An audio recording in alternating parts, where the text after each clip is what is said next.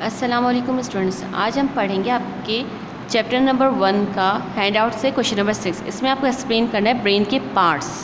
और ब्रेन के पार्ट्स, अब आपको तो ये पता होगा ब्रेन जो है सारे कंट्रोल करती है सारे फंक्शंस बॉडी के, ठीक है। अब यहाँ पे पढ़ेंगे, पहला पार्ट है सेरिब्रम। डिफरेंट पार्ट्स होते हैं। सेरिब्रम लार्जेस्ट और मोस्ट कॉम्प्लिकेटेड पार्ट होता है ह्यूमन ब्रेन का, और इसका काम होता है कंट्रोल करता है एक्शन, बिहेवियर। जैसे हम जो बोलते हैं ना, ये ब्रेन का ये पार्ट कंट्रोल करता है सेरिब्रम। सेरिबेलम, अब सेरिब्रम के नीचे होता है सेरिबेलम। अब इसका काम होता है बॉडी को बैलेंस करना। जैसे हम लोग खड़े होते हैं, सही से चलना, जैसे हमें बैलेंस करते हैं ना, हम टेढ़े मेढ़े नहीं चलते, बैलेंसिंग के साथ चलते हैं। वो coordinates the muscles during walking और रनिंग। मसल्स का आपस में कोऑर्डिनेट करता है। जब हम लोग चलते हैं या भागते हैं, मसल्स को आपस में कोऑर्डिनेट करता है ये सेरिबेलम। और हर ब्रेन के हर पार्ट का अपना अपना काम होता है। अब थर्ड पार्ट है मेडुला ऑब्लोंगेटा। इसका काम ये होता है, ये सेरिब्रम के नीचे होता है। ये ब्रेथिंग को, हार्ट बीटिंग को, रेट को, ब्लड प्रेशर को, बॉडी टेम्परेचर के काम को, एक्टिविटी को कंट्रोल करता है। Now comes towards the question number 7। अब क्वेश्चन नंबर 7 में क्या लिखा हुआ है कि आप जो है मोटर और सेंसरी न्यूरॉन्स को डिफरेंस बताएं।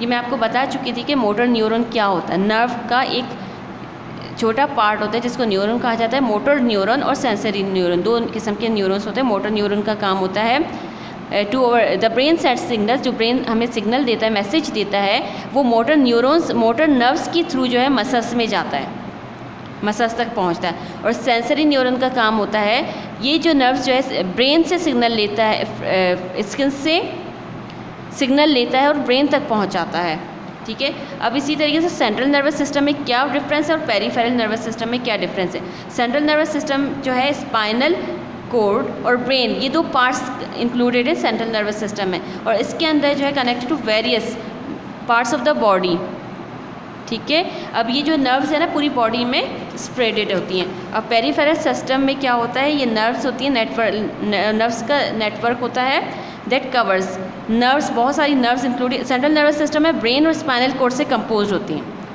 ठीक है। इसमें दो पार्ट्स होते हैं। लेकिन पेरिफेरल नर्वस सिस्टम में जो है नर्व्स का बहुत बड़ा जाल होता है जो पूरी बॉडी के अंदर फैला हुआ होता है।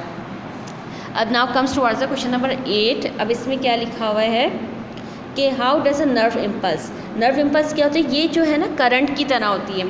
करंट जो है फ़ौरन जो है फैलता है, जाता है करंट। इसी तरीके से हमारे, जैसे हमको कोई टच करता है तो ये जो है ये डायरेक्ट सिग्नल जो है ब्रेन तक पहुंचाता है। ये कौन पहुंचाता है, सेंसरी नर्व्स, ठीक है, ब्रेन तक पहुंचाता है।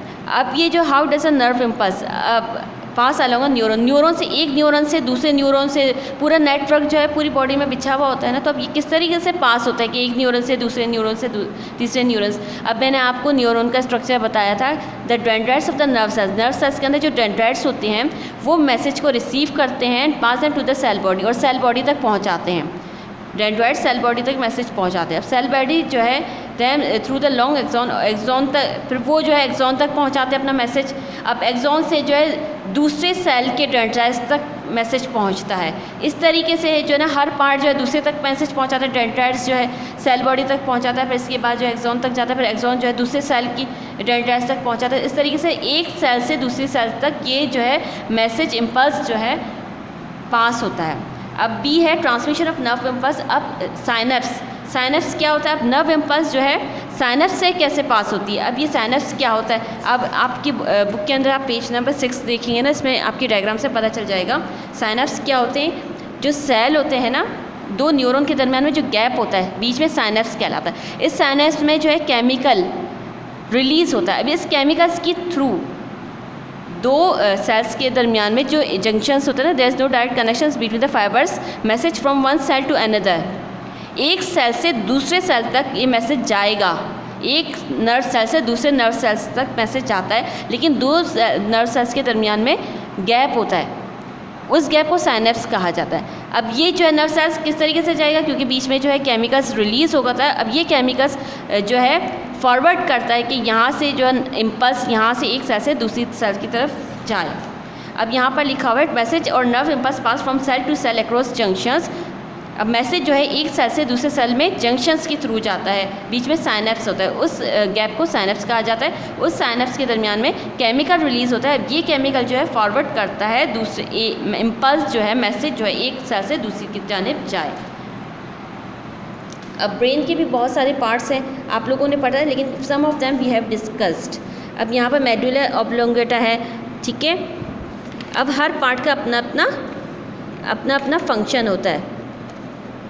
अब इसी तरीके से आप जहाँ पर आपको रिक्वायर्ड है बनाने की, डायग्राम बनाने की, आप बुक के अंदर इंटरलीफ पेपर के अंदर बनाए डायग्राम। ब्रेन की है, न्यूरॉन की है, न्यूरॉन क्या होते हैं, स्टिमुलस क्या होते हैं, रिसेप्टर्स क्या होते हैं, ये सब आप बुक के अंदर से पढ़ें।